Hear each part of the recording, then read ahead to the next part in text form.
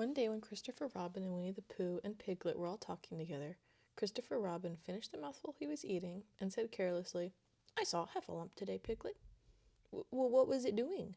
asked Piglet. "Just jumping along, just lumping along," said Christopher Robin. "I don't think it saw me." I saw one once," said Piglet. "At least I think I did," he said. "Only perhaps it wasn't." "So did I," said Pooh, wondering what a Heffalump was like. "You don't often see them," said Christopher Robin carelessly. "Not now," said Piglet. "Not at this time of year," said Pooh. Then they all talked about something else, until it was time for Pooh and Piglet to go home together. At first, as they stumped along the path which edged the 100-acre wood, they didn't say much to each other.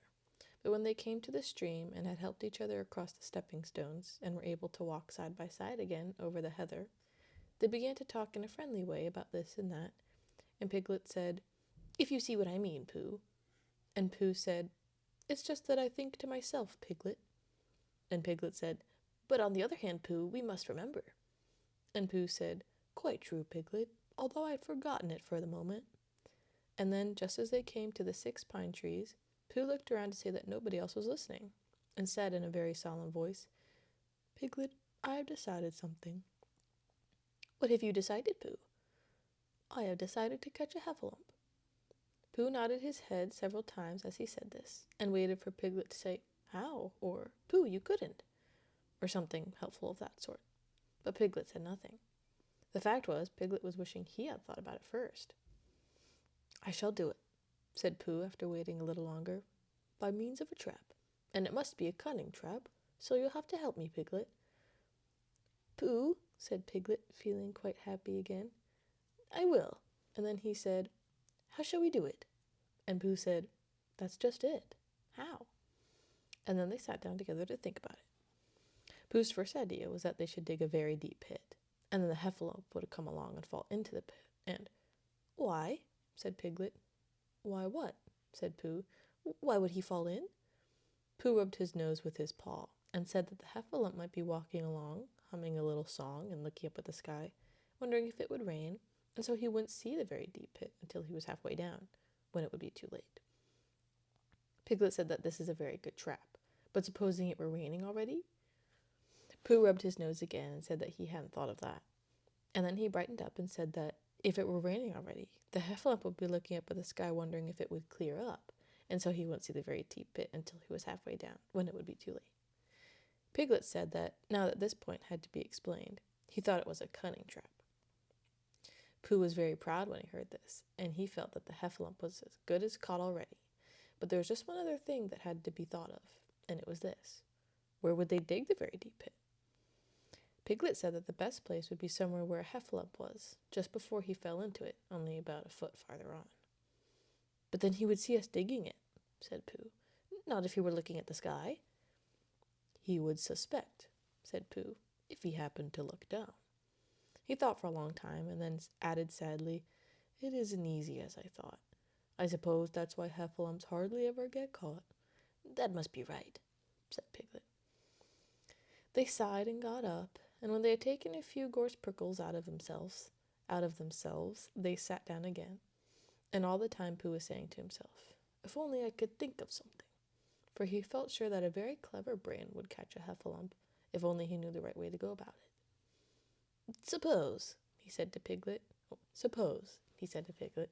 "you wanted to catch me. How would you do it?" "Well," said Piglet, "I should do it like this. I should make a trap, and I should put a jar of honey in the trap, and you would smell it, and you would go in after it, and I would go in after it," said Pooh excitedly, "only very carefully so as to not hurt myself. And I would get to the jar of honey, and I should look round the edges first of all, pretending that there wasn't any more, And then I should walk away and think about it a little, and then I should come back and start looking in the middle of the jar. And then, yes, well, never mind about that. There you would be, and there I should catch you. Now, the first thing to think of is, what do heffalumps like? I should like acorns, shouldn't you? We'll get a lot of... I say, wake up, Pooh." Pooh had gone into a happy dream, woke up with a start, and said that honey was a much more trappy thing than haycorns. Piglet didn't think so, and they were just going to argue about it when Piglet remembered that if they put acorns in the trap, he would have to find the acorns. But if they put honey, then Pooh would have to give up some of his own honey. So he said, "All right, honey then," just as Pooh remembered it too and was going to say, "All right, acorns." "Honey," said Piglet to himself in a thoughtful way, as if it were now settled, "I'll dig the pit while you go and get the honey." "Very well," said Pooh, and he stumped off. As soon as he got home, he went to the larder, and he stood on a chair and took down a very large jar of honey from the top shelf. It said "honey" written on it. But just to make sure, he took off the paper cover and looked at it, and it looked like honey. "But you never can tell," said Pooh. "I remember my uncle saying once that he had seen cheese just this color." So he put his tongue in it and took a large lick. "Yes," he said, "it is, no doubt about that, and honey, I should say, right down to the bottom of the jar. Unless, of course," he said, "somebody put cheese in at the bottom just for a joke. Perhaps I had better go a little further, just in case. In case Heffalumps don't like cheese, same as me. Ah," and he gave a deep sigh. "I was right. It is honey right the way down." Having made certain of this, he took the jar back to Piglet, and Piglet looked up from the bottom of his very deep pit and said, "Got it?" And Pooh said, "Yes, but it isn't quite a full jar." And he threw it down to Piglet, and Piglet said, "No, it isn't. Is that all you've got left?" And Pooh said, "Yes," because it was. So Piglet put the jar at the bottom of the pit and climbed out, and they went off home together. "Well, good night, Pooh," said Piglet when they got to Pooh's house, "and we meet at 6 o'clock tomorrow morning by the pine trees, and see how many heffalumps we've got in our trap." "6 o'clock, Piglet. And have you got any string?" "No, why do you want string?" "To lead them home with." "Oh, I think heffalumps come home if you whistle." "Some do and some don't. You never can tell with heffalumps. Well, good night." "Good night." And off Piglet trotted to his house. Trespassers W. Trespassers West. While Pooh made his preparations for bed. Some hours later, just as the night was beginning to steal away, Pooh woke up suddenly with a sinking feeling.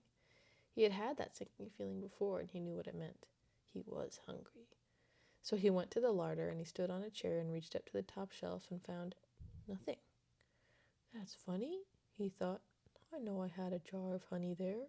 A full jar full of honey right up to the top, and it said honey written on it, so I know it was honey. That's very funny." And then he began to wander up and down, wondering where it was and murmuring a murmur to himself like this: "It's very, very funny, 'cause I know I had some honey, 'cause it had a label on it saying honey. A galoptius full up to a galoptius full up pot too. And I don't know where it's got to. No, I don't know where it's gone. Well, it's funny." He had murmured this to himself 3 times in a singing sort of way, when suddenly he remembered. He had put it in the cunning trap to catch the heffalump. "Bother," said Pooh. "It all comes of trying to be kind to heffalumps." And he got back into bed. But he couldn't sleep. The more he tried to sleep, the more he couldn't. He tried counting sheep, which is sometimes a good way of getting to sleep, and as that was no good, he tried counting heffalumps, and that was worse, because every heffalump that he counted was making straight for a pot of Pooh's honey, and eating it all.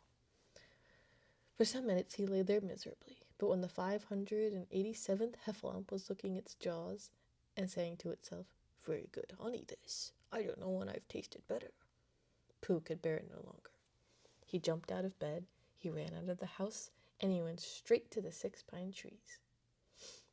The sun was still in bed, but there was a lightness in the sky over the 100-acre wood which seemed to know that it was waking up, and soon be kicking off the clothes. In the half-light, the pine trees looked cold and lonely, and the very deep pit seemed deeper than it was, and Pooh's jar of honey at the bottom was something mysterious, a shape, and no more. But as he got nearer to it, his nose told him that it was indeed honey, and his tongue came out and began to polish up his mouth ready for it.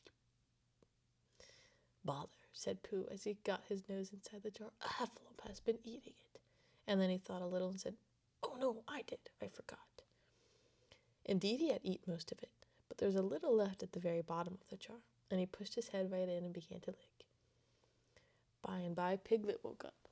As soon as he woke, he said to himself, "Oh!"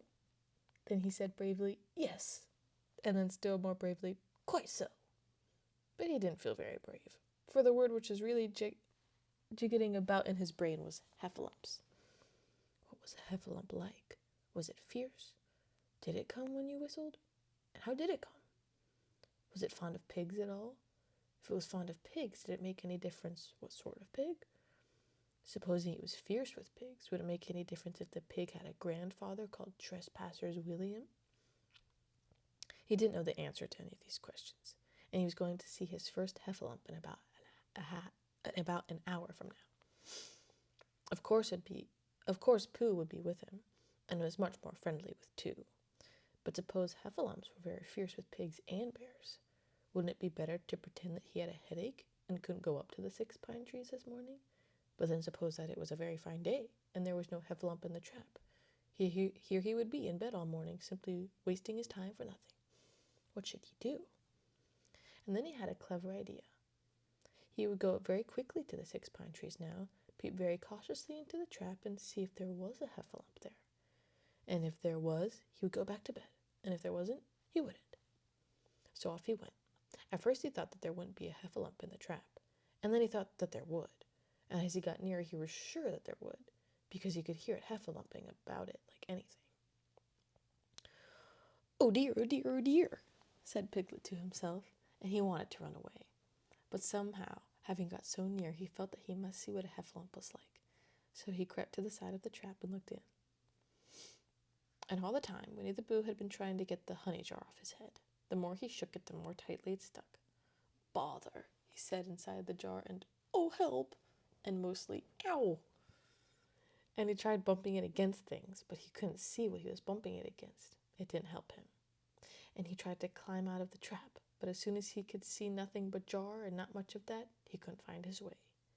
So at last he lifted up his head, jar and all, and made a loud roaring noise of sadness and despair. And it was at that moment that Piglet looked down.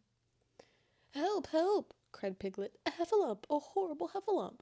And he scampered off as hard as he could, still crying out, "Help, help, a horrible Heffalump! Hoff, hoff, a hellable horralump! Hull, hull, a hoffable hellerump!" And he didn't stop crying and scampering until he got to Christopher Robin's house. "Whatever the matters, Piglet?" said Christopher Robin, who was getting up. "Heff," said Piglet, breathing so hard that he could hardly speak. A Heffalump." "Where?" "Up there," said Piglet, waving his jaw. "What did it look like?" Like it had the biggest head you ever saw, Christopher Robin, a great enormous thing, like nothing, a big, well, I don't know, like an enormous big nothing, like a jar." "Well," said Christopher Robin, putting on his shoes, "I shall go and look at it. Come on." Piglet wasn't afraid if he had Christopher Robin with him, so off they went. "I can hear it, can't you?" said Piglet anxiously as they got near. "I can hear something," said Christopher Robin. It was Pooh bumping his head against a tree root he had found. "There," said Piglet. "Isn't it awful?" And he held on tight to Christopher Robin's hand. Suddenly, Christopher Robin began to laugh, and he laughed, and he laughed, and he laughed. And while he was laughing, crash went the Heffalump's head against the tree root, smash went the jar, and out came Pooh's head again. Then Piglet saw what a foolish Piglet he had been, and he was so ashamed of himself that he ran straight off home and went to bed with a headache. But Christopher Robin and Pooh went home for breakfast together. "Oh dear, oh bear," said Christopher Robin, "how I do love you." "So do I," said Pooh.